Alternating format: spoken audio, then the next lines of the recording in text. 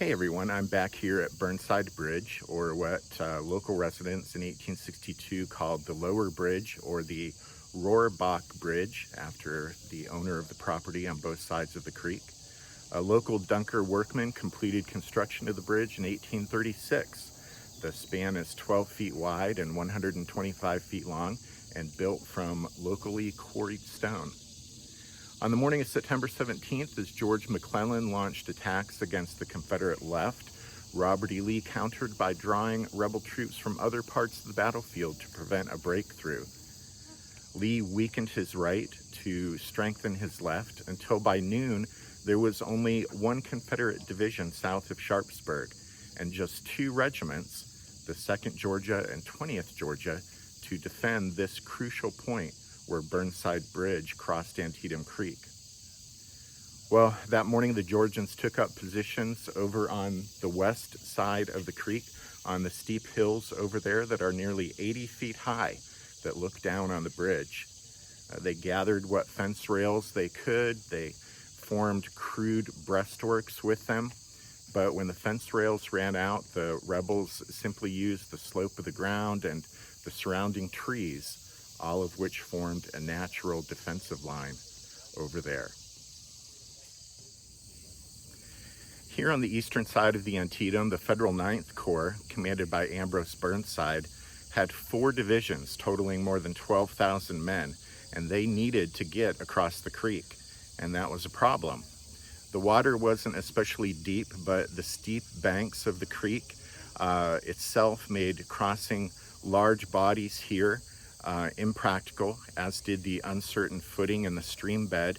So that meant the bridge was an important point for any military units hoping to cross the Antietam on the southern half of the battlefield. To complicate matters, the approach here to the bridge didn't allow for large troop movements, and considering the span's narrow width, only a few regiments at a time would be able to storm it anyway. Well, the Federals' first 2 attacks on the bridge failed, turned back by the intense fire of the Georgians across the way. And as the hours passed with no progress here at the bridge, McClellan sent numerous staff officers to 9th Corps headquarters, which only served to further irritate the already frustrated Burnside, who ordered yet another attack.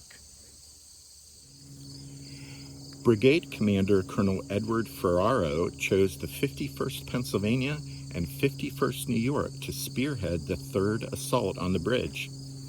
Well, supposedly Ferraro had recently denied the Pennsylvanians the privilege of receiving their daily whiskey ration, so Corporal Lewis Patterson took the opportunity to strike a bargain. Patterson called out, "Will you give us our whiskey, Colonel, if we take it?" "Yes, by God," thundered Ferraro. "You shall have as much as you want." And so about noon, the two 51sts formed up and rushed toward the bridge at the double quick. However, under heavy fire, the attack faltered as the regiments approached the span, and the New Yorkers and Pennsylvanians took cover along the creek side and returned the rebels' fire. Then Colonel William Alibaugh of the 51st Pennsylvania's Company C, along with the regiment's color guard, dashed onto the bridge. The rest of the regiment and the 51st New York followed in a sudden rush. The colors of the 51st Pennsylvania were halfway across the bridge when, the regimental historian wrote, quote, "The enemy deserted their works and scattered and scampered over the hills like a huge drove of sheep." End quote.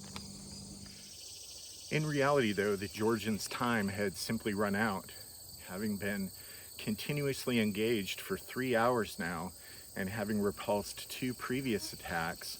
Most of them were running out of ammunition and had no choice but to fall back.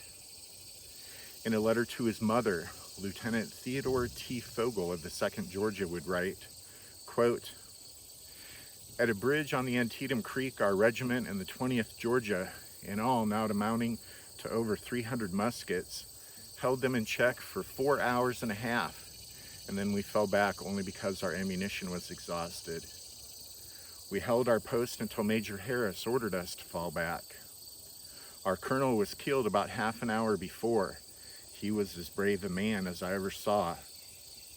We could not bring his remains off the field. 3 men tried it, and 2 of them were shot down. I wanted to go with them, but I knew it was not right to expose myself in that way. Colonel Holmes was dead, and it was not right for us to risk our lives simply to get his body off the field. We went into the fight with only 89 muskets and had 8 officers and 35 men killed and wounded. So many of the men were shot down that the officers filled their places and loaded and fired their guns. I fired only once, and that was at a bunch of 6 or 7 Yankees not more than 60 yards off. I won't say whether I hit my mark or not, Mother.